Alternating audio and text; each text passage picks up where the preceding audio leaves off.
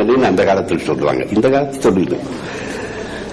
திண்டேர் இரவலருக்கு ஈந்த தண்டார் அண்டிரன் வரூவும் என்ன ஒண்டடி வச்சிர தடக்கை நெடியோர் கோயிலுள் போப்புரு முரசம் கரங்க ஆட்பு இடும்பென்றால் விசும்பினானே.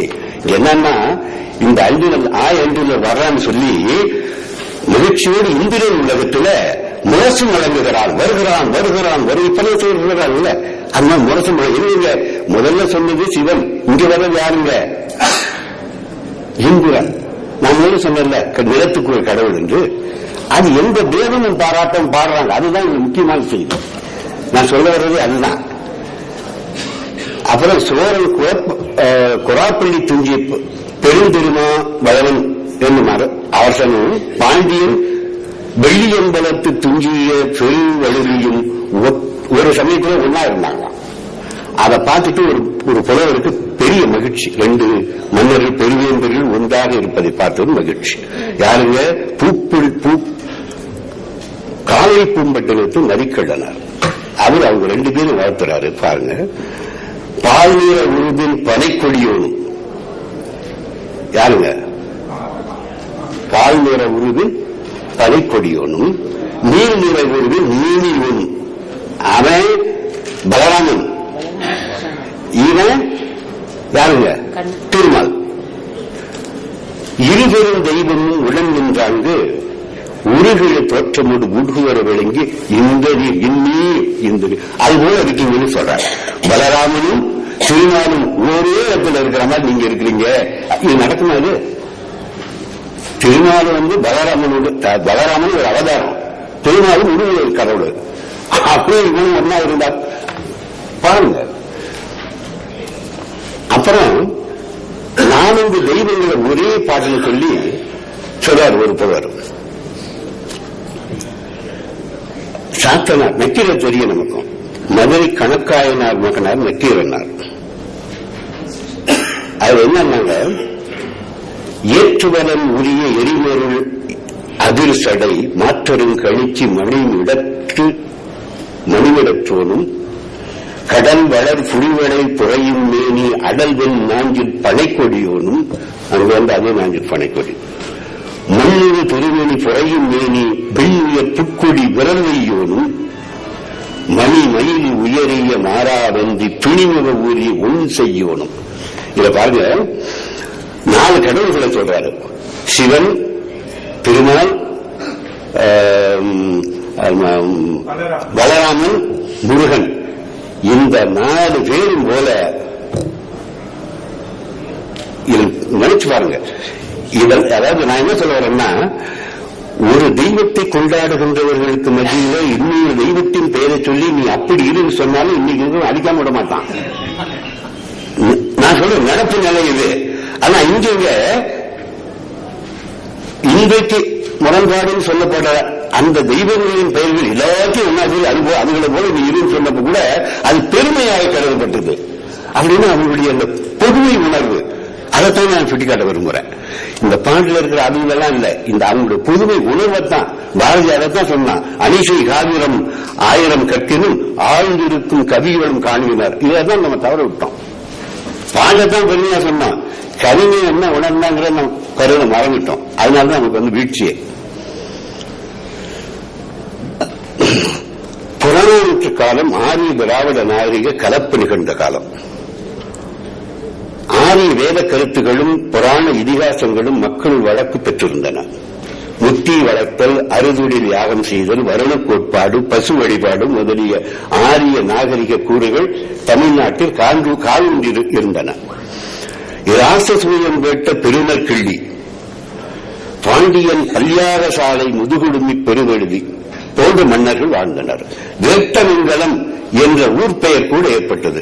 வேள்விக்காக புனிதோண்டிய ஊர், அது பேர் வேட்டமங்கலம். சோழ நாட்டு பூச்சாற்றூர் பாப்பான் கவுளியன் வெள்ளத்தாயன் என்பான் செய்த யாகம் அருமையாக பாடப்பட்டுள்ளது. அதன் உயர்வு குறித்து ஒரு நீண்ட கவிதை பாடியிருக்கார் ஒரு புலவர். யாரும் ஒரு பாப்பான் பாடியிருக்கிறான், யாகம் செய்திருக்கான், அது பாடியிருக்கான். இப்ப அடுத்து வர்றேன். புறநானூற்றில் புத்த மதம் பற்றிய கருத்துகள் இல்லை.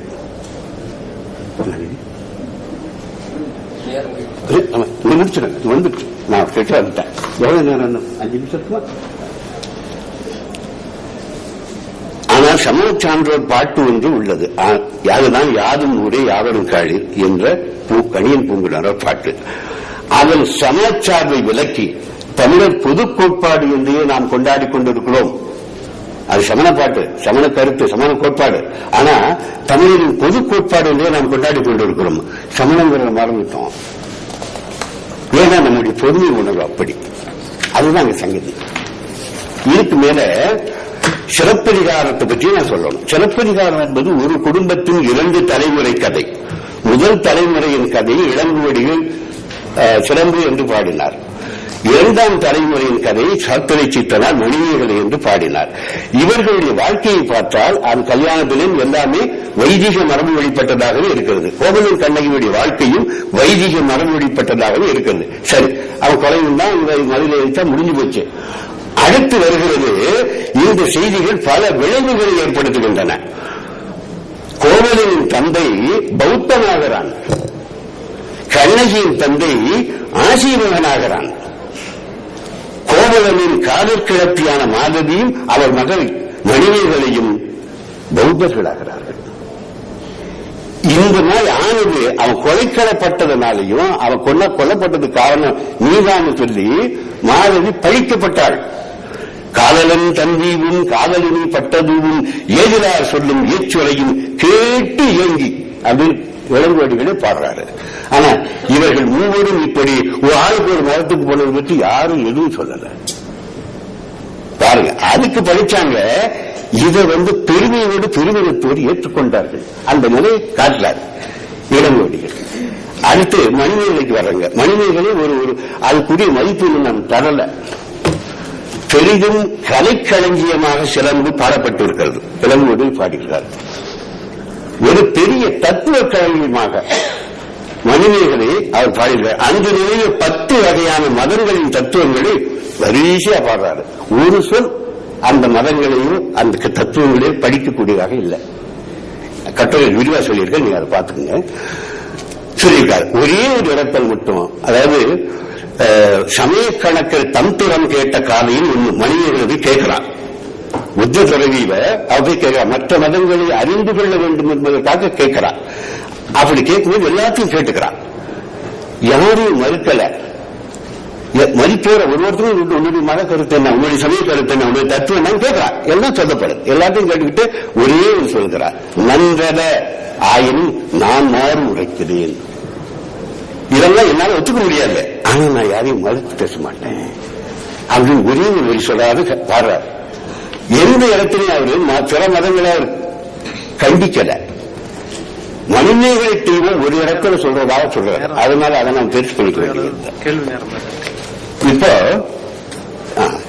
ஒரே ஒரு இடத்துல மணிமேகலை பதில் சொல்கிறார்.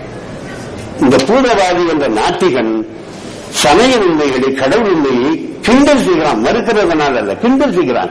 கிண்டல் செய்யும்போது அவளுக்கு பதில் சொல்கிறார். வேற யாருக்கு எதனால சொல்றார்? பௌத்தச்சியாக சொல்லல, எல்லா மதங்களையும் சார்பாகவும் அவள் பதில் சொல்கிறார். இப்படித்தான் நம்முடைய இலக்கியர்களுக்கு மணிமேகலைக்கு பிறகு நிலைமை மாறி போச்சு. அது எல்லாருக்கும் தெரியும். இங்கு நாம் கருத வேண்டியது என்னவென்றால், உங்களுக்கு உங்கள் மதம்,